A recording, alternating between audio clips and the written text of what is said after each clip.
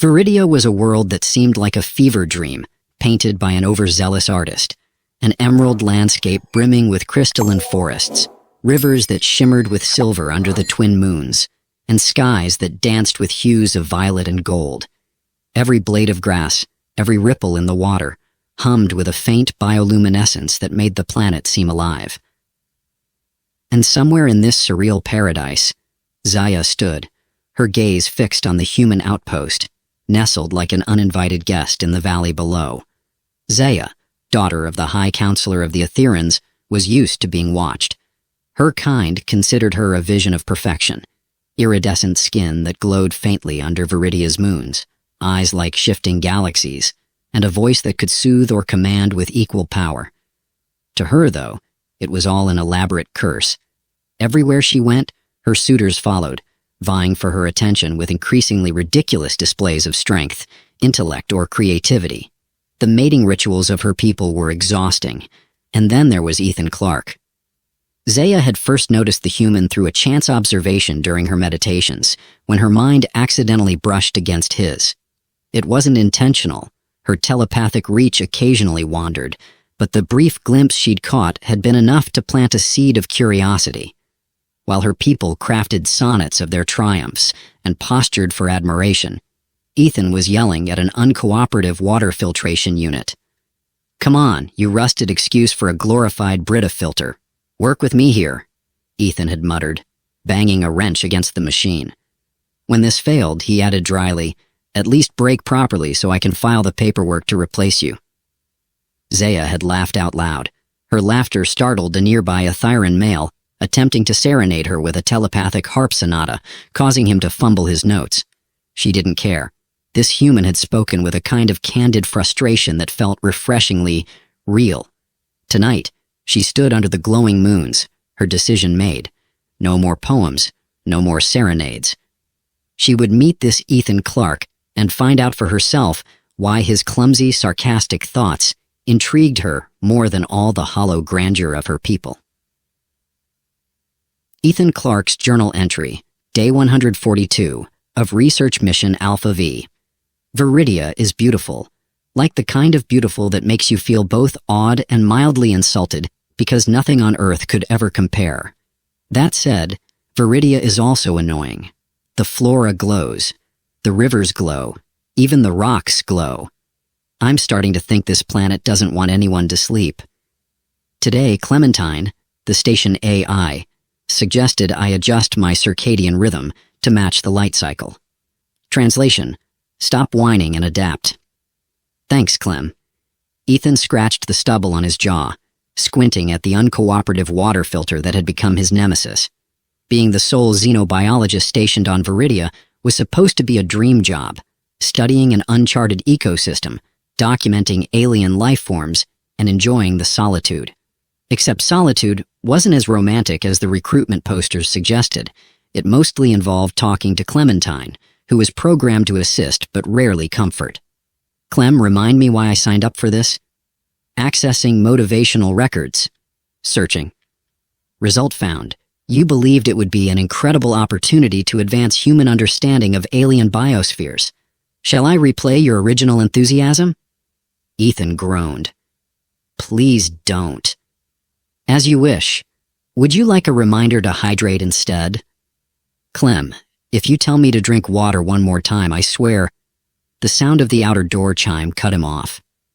Ethan froze. Visitors were unusual. He turned toward the monitor displaying the external camera feed and nearly dropped his wrench. Standing outside, bathed in the soft glow of Viridia's twin moons, was the most otherworldly figure he'd ever seen. Zaya waited, her heart racing, a strange sensation for an Aetheran, whose emotions were typically controlled with practiced precision. She had rehearsed her greeting, carefully crafting it to bridge the cultural gap between their species. She would introduce herself telepathically, projecting an image of peace and curiosity. The door hissed open, revealing Ethan. He was taller than she had expected, his hair an unruly mess, and his expression hovering somewhere between fascination and mild panic. Before she could send her telepathic greeting, Ethan blurted, hi, Can I help you? Zaya tilted her head, momentarily thrown off by the informality. Gathering her composure, she extended her mind, sending a carefully worded thought. Greetings, Ethan Clark. I am Zaya of the Ethyrans. I come in peace. Ethan jumped, looking wildly around. What? Who said that? Zaya blinked. I did. I spoke directly to your mind. Directly to... Oh, great. Now I'm hearing voices. Clem, are you recording this? Recording initiated, Clementine replied. Zaya frowned. It is not a voice. It is telepathy, a common practice among my kind. Ethan squinted at her. Telepathy, huh? Okay. If you're in my head, then what number am I thinking of? Zaya hesitated, confused. That is not how telepathy works. Ethan crossed his arms, looking unconvinced. Right. And you're definitely not a hallucination brought on by 2 straight weeks of terrible instant coffee. For a moment, the absurdity of the situation hung in the air. Then Zaya did something that shocked even herself. She laughed. It was a bright, musical sound, and Ethan found himself grinning despite his confusion. Well, he said, if you're real and not here to vaporize me, I guess I should offer you coffee. Zaya smiled. I would like that. Though I must warn you, I do not know what coffee is. Oh, you're in for a treat, Ethan said, already reaching for the kettle. Unless you have a thing against bitter caffeinated beverages that taste slightly burnt. As Ethan brewed the coffee, Zaya marveled at his ease. He wasn't like the Atherans. There was no posturing, no formality, just a human being who, for some reason, had captivated her more than anyone else ever had. And as the night wore on, under the twin moons of Viridia, an unlikely connection began to form between the alien girl who wanted freedom and the human man who thought he wanted solitude. The morning on Viridia was no less dazzling than its twin moon nights. A soft haze hung in the air, refracting the light into iridescent hues that painted the alien forest with shifting rainbows. To Zaya, it was home, but as she sat in Ethan's cramped station holding a mug of bitter, overly sugared coffee, she realized how dull it all seemed compared to the absurd charm of this human. Ethan, for his part, was trying, and failing, not to stare. Zaya was, by far, the most surreal thing he'd encountered, and that included the phosphorescent squirrels that barked like dogs outside his lab window. Every now and then, she would tilt her head, the faint luminescent patterns on her skin shifting slightly, as if reacting to her mood. It was mesmerizing, but also made him question whether his coffee had been spiked by something alien in the air. So, Ethan began, leaning against his cluttered workbench, you're telling me you're the Zaya, the one everyone keeps gossiping about on those encrypted transmissions we've intercepted. You're like alien royalty or something? Zaya raised an eyebrow, clearly unimpressed by the title. Not royalty. My father is a high counselor, yes, but our society does not have monarchs. My status is cultural, not political. Cultural status, huh? Is that why you've got a fan club? I mean, don't get me wrong, you're, not hard to look at, but these guys sound obsessive. Zaya sighed, swirling the coffee in her mug as if trying to divine answers in its dark depths. Atheran males are conditioned to pursue perfection. They see me as a symbol, not a person.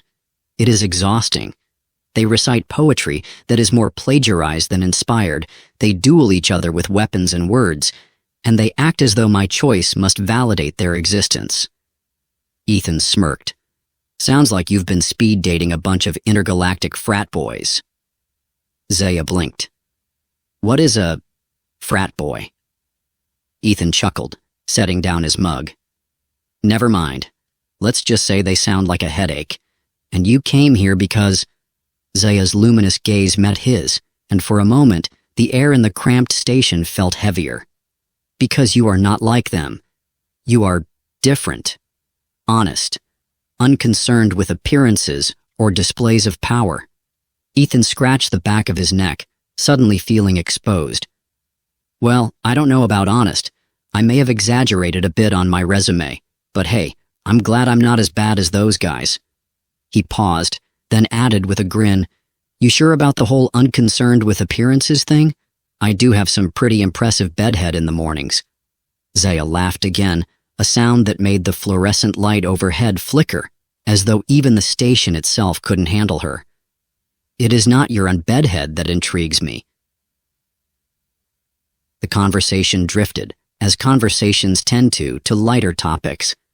Zaya was fascinated by human culture, its absurdities, contradictions, and quirks.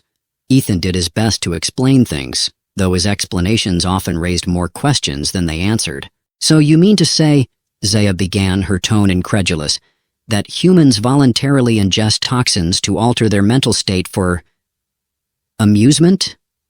"Yeah, pretty much," Ethan said, sipping his coffee. "And these parties you mentioned, they are gatherings where these toxins are consumed in large quantities?" "Exactly. And don't forget the bad dancing. That's a critical component." Zaya shook her head, her glowing strands of hair catching the light like fiber optics. "Your species is baffling." Ethan grinned. "You're not wrong. But hey, we also invented pizza, so I'd say it balances out." As the day wore on, Ethan decided to give Zaya a tour of the station. It wasn't much. A few research labs, a tiny kitchen, and a sleeping pod, barely big enough for one person. But Zaya seemed genuinely interested. She marveled at the human technology, though she couldn't suppress a few amused smiles.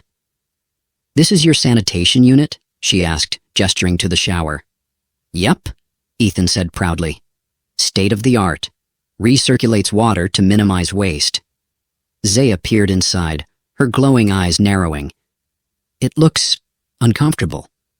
"Hey, it does the job. Plus, it beats bathing in alien rivers. Trust me, some of the local wildlife bites." The tour ended in the lab, where Ethan showed her his collection of samples, plants, minerals, and a few preserved specimens of the planet's more harmless creatures. Zaya leaned over a glass case containing a small, brightly colored amphibian. "This one," she said, pointing. "What is its purpose?" Ethan shrugged. "Mostly to hop around and look pretty, I think. It's harmless unless you lick it. Then it's hallucinogenic." Zaya's brows lifted. "Your species really does have a fixation with ingesting strange substances." Ethan laughed. "Fair point." As night fell, Ethan and Zia found themselves sitting outside the station, under the twin moons of Viridia. The air was cool, and the forest hummed softly with life. Zia sat cross-legged, her luminous skin blending seamlessly with the bioluminescent plants around her. Ethan leaned back against a rock, his expression unusually calm. "So," he said, breaking the comfortable silence, "what's the plan? You gonna hang out here for a while, or is this a one-time visit?" Zaya hesitated, her gaze fixed on the horizon. "I do not know. My people will not understand why I have come here. They will see it as a betrayal of tradition." "Well," Ethan said, "tradition's overrated. Besides, if they don't like it, they can come yell at me. I'm great at ignoring criticism." Zaya smiled, but there was a hint of sadness in her eyes. "You make it sound so simple." Ethan shrugged. "Life's complicated enough without overthinking everything. Sometimes you just have to roll with it." They sat in silence for a while longer, the twin moons casting their pale light over the alien landscape. For the first time in years, Zaya felt a sense of peace, not because of her surroundings, but because of the human sitting beside her, whose simple presence made the universe feel a little less vast and lonely. As the night deepened, Ethan glanced over at her, a mischievous glint in his eye. "So, you ever try pizza?" Zaya tilted her head. "What is pizza?" Ethan grinned. "Oh, you're in for a treat." Ethan was knee-deep in what could only be described as alien plumbing. The water filtration unit, his old nemesis, had gone on strike again, spewing more water out than it managed to filter in. He muttered curses under his breath as he wrestled with the tangle of tubes and wires, trying to remember why he'd thought being a xenobiologist on a far-off planet was a good idea. Zaya stood nearby, observing with an amused expression, her glowing skin casting faint patterns on the station walls. "You seem to be losing," she remarked, her voice tinged with playful sarcasm. "Thanks for the vote of confidence," Ethan shot back, wiping his face with a damp sleeve. "You know, for a highly advanced telepathic alien, you're surprisingly unhelpful when it comes to practical problems." Zaya stepped closer, crouching beside him with a mischievous smile. "Shall I offer encouragement? Humans appreciate words of affirmation, do they not? Not when the words are, 'You seem to be losing.'" He shook his head, but he couldn't suppress the grin tugging at his lips. "Don't suppose you've got any alien tech that can fix this mess?" Zaya tilted her head thoughtfully. "I could summon a harmonic stabilizer from my people, but it might accidentally disintegrate the entire station in the process." Ethan froze, wrench in hand. "Wait, seriously?" Her lips twitched. "Number." "But your reaction was delightful." Ethan groaned. "Great. The glowing space princess has a sense of humor. That's exactly what I needed today." By the time Ethan managed to get the filtration system functioning again, mostly, Zia had wandered into the lab, fascinated by the human gadgets and specimens scattered across the room. She paused in front of a jar containing a preserved alien plant, its luminescent tendrils still faintly pulsing. "This one," she said as Ethan joined her, "does it have a purpose beyond being unsettling?" "Actually, yeah," Ethan said, leaning on the counter. "That's a radiant creeper. Its tendrils release a compound that accelerates healing. Pretty handy if you don't mind the fact that it smells like old gym socks." Zaya leaned closer to the jar, her glowing eyes narrowing. "Healing properties? Fascinating. Yet you trap it in a jar instead of letting it live." Ethan shrugged. "Science isn't always pretty. Besides, that one tried to wrap itself around my leg when I first found it. Had to pry it off with a stick." Zaya's laugh was like a soft melody, light and genuine. "You truly are unlike anyone I have ever met." "Is that a compliment?" Ethan asked, raising an eyebrow. "Undecided," she replied, though her amused smile suggested otherwise. The day progressed with an odd rhythm, a blend of work, conversation, and the kind of quiet moments that felt both profound and ordinary. Zaya, curious about every detail of Ethan's life, peppered him with questions about Earth, its cultures, its landscapes, and its peculiarities. "So," Zaya said during a break, her glowing fingers tracing the rim of her coffee mug, "why do humans joke? Even in dire circumstances, you find humor." Ethan considered this for a moment, leaning back in his chair. "I guess it's how we cope. When things get tough, laughing makes it feel less overwhelming. Like, yeah, the universe is a chaotic mess, but at least we can laugh at how ridiculous it all is." Zaya nodded slowly, as though filing the thought away. "In that case, I shall strive to improve my own humor." "Oh no," Ethan groaned. "Please don't. I'm not sure I can handle alien dad jokes." Zaya's brow furrowed. "What is a dad joke? Forget I said anything." As the sun dipped below the horizon, casting the world in shades of violet and gold, Ethan and Zaya ventured outside the station. Ethan had insisted she try something truly human, stargazing. They found a flat patch of ground near the station, and Ethan spread out an old blanket he used for fieldwork. Zaya hesitated before sitting, her glowing patterns dimming slightly in what Ethan had learned was the Etherean equivalent of uncertainty. "I do not often sit on the ground." "Well, consider this a cultural exchange," Ethan said, patting the blanket. "Besides, it's good for you, builds character." Zaya gave him a skeptical look, but finally sat, her elegant movements a sharp contrast to Ethan's casual sprawl. The two of them gazed up at the sky, where Viridia's twin moons hung like sentinels, surrounded by countless stars. "It's strange," Ethan said after a while. "Back on Earth, the stars felt so far away. But here, I don't know. It's like they're closer somehow." Zaya tilted her head, her glowing eyes reflecting the starlight. Perhaps it is not the stars that feel closer, but the connections you make beneath them.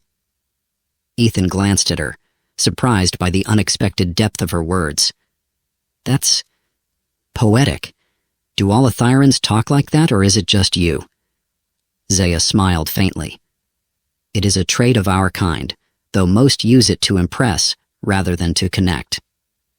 Guess I lucked out then, Ethan said, grinning. I get the one Ethyran who talks poetry, but still knows how to make a joke.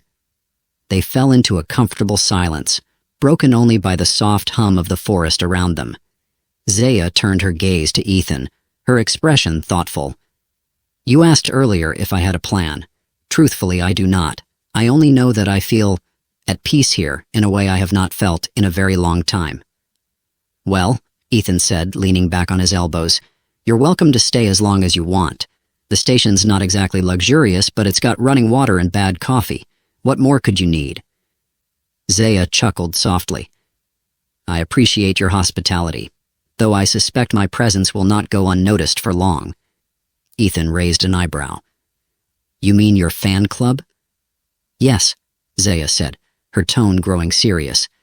They will not take kindly to my absence, and if they discover I am here... Ethan sat up, his grin fading. What happens then? Zaya's luminous gaze met his. I do not know, but I fear it will not be peaceful. Ethan exhaled slowly, his mind racing. Well, he said, forcing a smile. If they show up, I'll just tell them you're busy. Maybe they'll take a number and wait their turn. Zaya's lips twitched into a smile, but the worry in her eyes remained. You truly are unlike anyone I have ever met, Ethan Clark. Yeah, well, Ethan said, lying back down. Just wait until you try pizza. Then you'll see what humanity's really about. For the rest of the night, they lay under the stars, sharing stories and laughter, even as the shadow of what might come loomed just out of sight. Ethan's morning started the way most did on Viridia, with a sharp crack and an ominous hissing sound. The station's alarm blared to life, sending him tumbling out of his cot with all the grace of a startled cat. Grabbing his communicator, he stumbled into the main lab, squinting at the flashing console. Please tell me that's just the coffee maker acting up again, he muttered, tapping at the screen. Zaya appeared in the doorway, her hair glowing faintly in the dim light. She was impossibly calm, holding a mug of coffee like it was a casual Tuesday. Your coffee maker does not typically cause seismic disturbances, does it? Ethan sighed. Not usually, no. Let's see what we're dealing with. The console displayed a series of alerts. A ship, large, sleek, and unmistakably Etheran, had breached Viridia's atmosphere and was making a beeline for his location. Well, Ethan said, leaning back in his chair, that's probably not Amazon delivering my replacement filters. Zaya stepped closer, her serene demeanor faltering. It is an Etheran reconnaissance vessel. They must have tracked me here. Great, Ethan muttered. Guess the intergalactic fan club found you after all. Zaya's expression turned serious. You must remain calm. I will handle this. Handle this? Zaya, they're probably here with lasers and angry poetry. What am I supposed to do? Offer them coffee and a handshake? Zaya didn't answer, her gaze fixed on the console. Prepare yourself, Ethan Clark. They are persistent. And the ship landed with a dramatic flare, kicking up dust and sending the local wildlife scurrying for cover. Ethan and Zaya watched from the edge of the station as the Etheran craft extended its ramp, revealing 3 figures descending in synchronized precision. The leader of the group was tall, even by Etheran standards, with metallic patterns across his face that shimmered like liquid silver. His companions flanked him, their stances rigid and their glowing eyes locked on Zaya. Zaya Tavor, the leader called out, his voice echoing unnaturally in the still air. You have been requested to return to Ethera. Your absence disrupts the harmony of our kind. Zaya stepped forward, her posture regal. My absence disrupts nothing, Varric. It is the obsession of those like you that creates imbalance. Varric's gaze shifted to Ethan, his expression flickering with disdain. And this human? What role does he play in your rebellion? Ethan raised a hand in an awkward wave. Hey there, I'm Ethan. Big fan of, diplomacy and not getting disintegrated. You? Varric's lips curled in a sneer. You allow yourself to be distracted by this primitive? It is beneath you, Zia. Hey, Ethan protested. I'm not a primitive. I've got a PhD and a decent sense of humor, thank you very much. Zaya's glowing patterns flared faintly, a sign Ethan had come to associate with annoyance, or maybe amusement. It was hard to tell. Ethan Clark is more than you could comprehend, Varric, and I will not return to Aethera simply because you demand it. Varric's silver patterns darkened, a sign of his growing frustration. You risk war for this defiance. War? Ethan interjected, holding up a hand. Let's pump the brakes here, shiny guy. Can't we just talk this out? Maybe over some tea or a nice game of charades? Varric ignored him, his focus locked on Zaya. You will come with us, willingly or not. Zaya's gaze hardened. I will do no such thing.